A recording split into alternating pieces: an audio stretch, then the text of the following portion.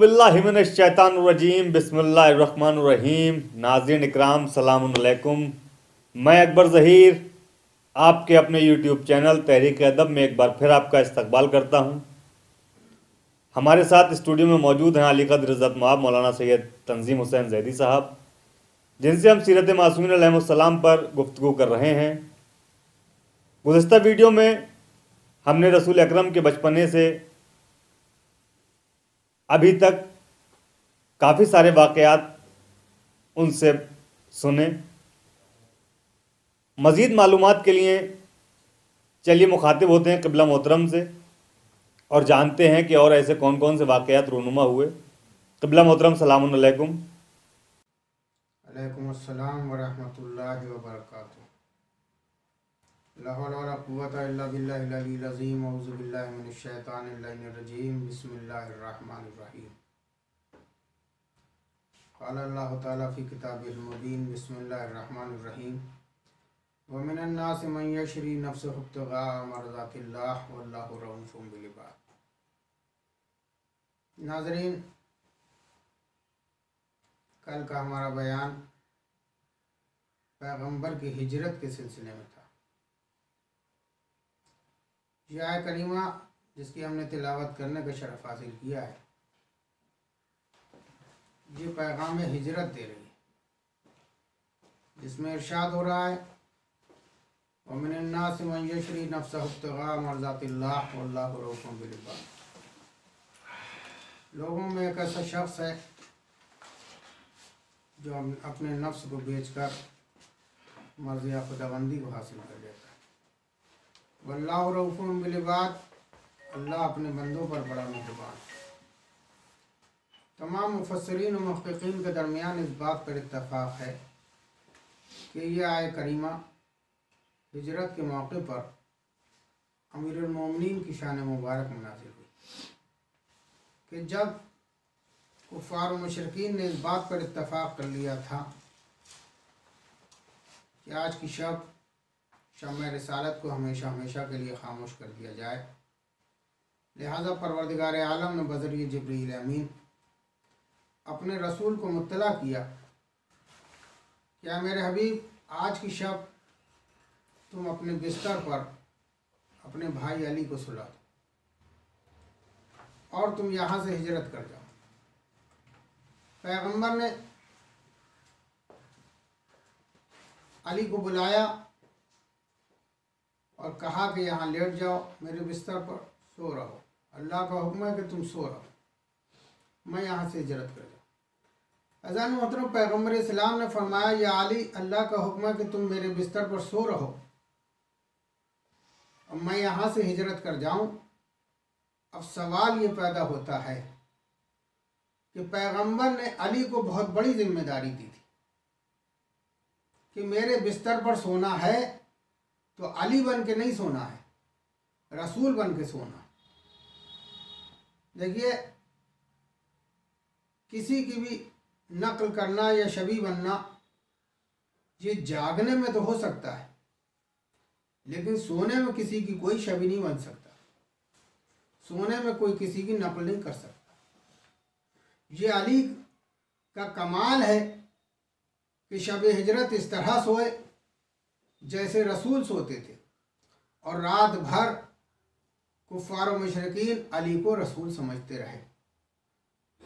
क्यों? इसलिए कि अली नाम है मुतीए परवरदिगार और मुतीए रसूल का, क्योंकि पैगंबर ने कहा था मेरे बिस्तर पर सो रहो, तो अली सोए। और कैसे सोए? जैसे रसूल ने हुक्म दिया था, रसूल बन के सोना था तो रसूल बन के सोए। अज़ान मोहतरम, हिजरत की शब अली बिस्तर रसूल पर सो गए। अल्लाह का रसूल गारे सौर में चला गया। 3 रोज़ तक गारे सौर के बाद अल्लाह के रसूल ने मदीने का क़स्द किया। मैंने कल यहाँ पर बयान छोड़ा था कि जब बाशिंदगान मदीने को ये पता चला कि अल्लाह का रसूल हमारे मेहमान होना चाहता है, तो तमाम मदीने के लोग पैगंबर के इस्तकबाल के लिए मदीने के बाहर आ गए और हर शख्स ये चाहता था कि अल्लाह का रसूल हमारे यहाँ मेहमान हो जाए, अल्लाह का रसूल हमारे यहाँ मेहमान हो जाए, अल्लाह का रसूल हमारे यहाँ मेहमान हो जाए।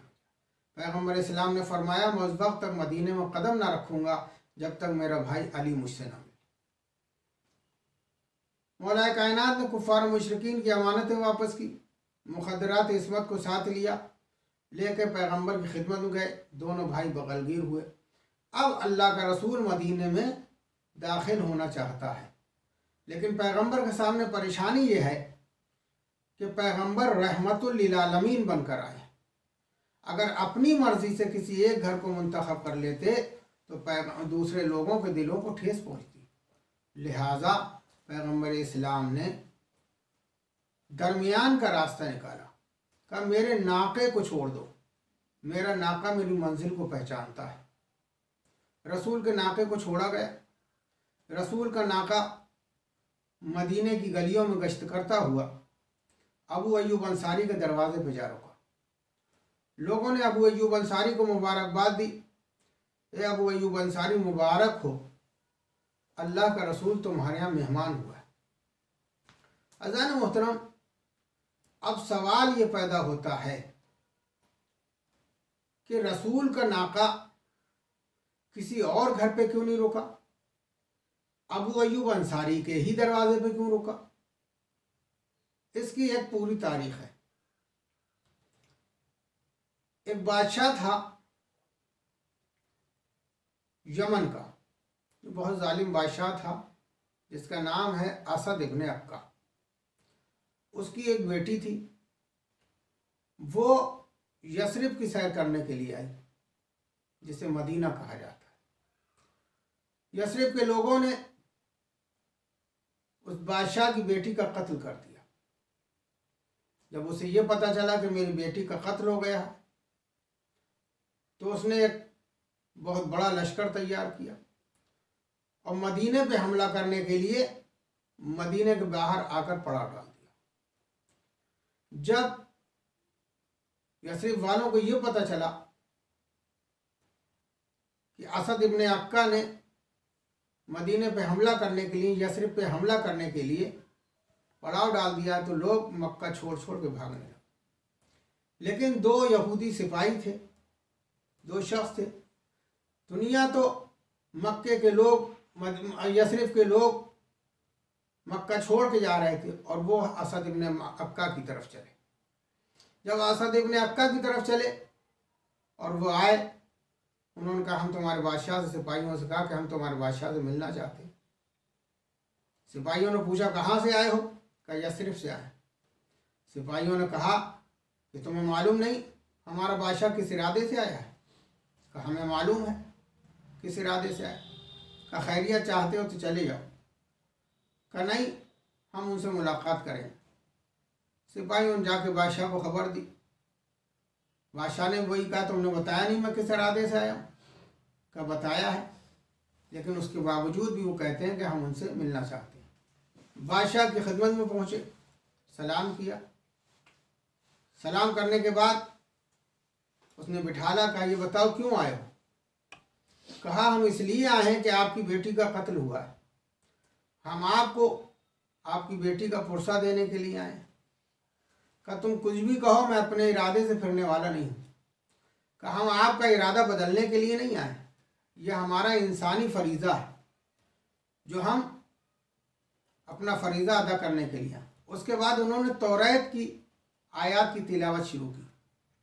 तौरात की आयत की तिलावत का उसके दिल पे असर हुआ। उसने कहा ये बताओ तुम नबी हो? कहा नहीं हम नबी नहीं हैं। कहा नबी के वसी हो? कहा हम नबी के वसी भी नहीं हैं। कहा तुम आलिम हो अपनी कौम के? कहा हम आलिम भी नहीं। कहा तुम्हें किसने बताया ये? कहा हमारे यहाँ एक आलिम है, हम उनके पास बैठ जाते हैं, वो तिलावत करते हैं, वो हमें कुछ याद हो गई है। कहा अच्छा, कहा आलिम कहाँ है? तौरात की आयत का उसके दिल पर इतना असर हो गया कि उसने अपना इरादा बदल लिया। जाओ अपने आलिम को बुला के लाओ। आलिम का नाम है मशहूर। जब आलिम को बुलाने की बात की, उसने सुनो जाना तो मुझे चाहिए था, मैं तौहीन समझता हूँ एक आलिम दीन को बुलाना, लेकिन मजबूरी ये है कि यसरिफ के लोग मेरे इरादे से वाकिफ़ हैं। मैं अगर यसरिफ के अंदर दाखिल होऊंगा तो लोग भागेंगे। मैं नहीं चाहता कि यसरिफ वालों को अज़ियत पहुँचे, लिहाजा बुला के लाओ। वो सिपाही आए और आने के बाद मशकूर से कहा कि चलो। वो आलिम दीन जिसका नाम मशकूर है वो आया और उसने आने के बाद और तौरात की तिलावत की, और तौरात की तिलावत करने के बाद उन आयत की तिलावत की जिसमें पैगंबर के आने की बशारत दी गई थी। उसने जब वो आयत सुनी तो उसने अपने एक मुंशी को बुलाया। उसने कहा लाओ कागज़ और कलम लाओ, और कागज़ कलम लाने के बाद उसने एक तहरीर लिखी पैगंबर इस्लाम के नाम। और पैगंबर इस्लाम के नाम तहरीर लिखने के बाद उसने कहा कि मैं उनका कलमा पढ़ता हूँ, मैं मुसलमान हो जाऊँगा। और कहा सुनो, ये मेरा ख़त मशकूर को दिया कि अपने पास रखो। अगर वो नबी मेरे सामने आ गया, मेरी हयात में आ गया, तो मैं अपने हाथ से ये ख़त पेश करूँगा। और अगर वो नबी मेरे बाद आया तो ये ख़त तुम पेश करना चाहते, खुद पेश करना। और अगर तुम्हारे सामने भी ना आए तो तुम्हारे सामने नहीं आए तो तुम्हारी नस्ल से जो हो वो पेश करे। खत लिख के दे दिया, उसने अपनी मुहर लगा दी। वो वापस हो गया। वापस हुआ तो मक्के से गुजर हुआ। किसी शख्स ने, किसी सिपाही ने उससे कहा कि खाने काबा की तरफ इशारा करके कि इसमें बहुत बड़ा ख़जाना है। बादशाह था, बादशाह तो लालची होते ही थे। उन्होंने ख़जाना है, कहाँ का खोदना शुरू करो। आप जो खाने काबा के खोदने का हुक्म दिया तो ये दो जो सिपाही आए थे ये फ़ौरन भागे फिर मशकूर के पास। कहा चलो, गज़ब हो गया। क्या हुआ? कि उसने खाने काबा को खोदने का हुक्म दे दिया। मशकूर फिर आया और आने के बाद कहा क्या हुआ? कि लोगों ने बताया इसमें ख़जाना है, मैं ख़जाना निकालूंगा। उस आलिम दीन ने कहा, जिसका नाम मशकूर था, कि आपको गलत बताया गया। इसमें ख़जाना है नहीं, इसमें बहुत बड़ा ख़जाना आने वाला है। क्या मतलब? आने वाले का क्या मतलब? आने वाले का मतलब ये। फिर मशकूर ने उन आयत की तिलावत की जिनमें मौलाए कायनात के आने का तस्करा था। वो बशारत दी गई थी मौला के आने की। तब उसने एक ख़त मौलाए कायनात के नाम लिखा, और ख़त लिखने के बाद मशकूर को उसी शर्त के साथ दिया कि देखो, अगर मैं ज़िंदा रहा तो अपने हाथ से ये ख़त पेश करूँ, और अगर मर गया, मेरे बाद आया, तो तुम ये ख़त मेरा पहुँचाना। ना आए, अगर तुम्हारी ज़िंदगी में भी ना आए तो फिर तुम्हारी नस्ल से जो हो उससे कहना कि मेरा ख़त पहुँचा दे। अज़ान मोहतरम, ये पैगंबर इस्लाम की सवारी जो हिजरत के बाद मदीने में जाकर अबू अय्यूब अंसारी के दरवाज़े पे जा रुकी थी। अबू अय्यूब अंसारी उस आलिम दीन जिसका नाम मशकूर था उसकी 25वीं पुश्त से थे।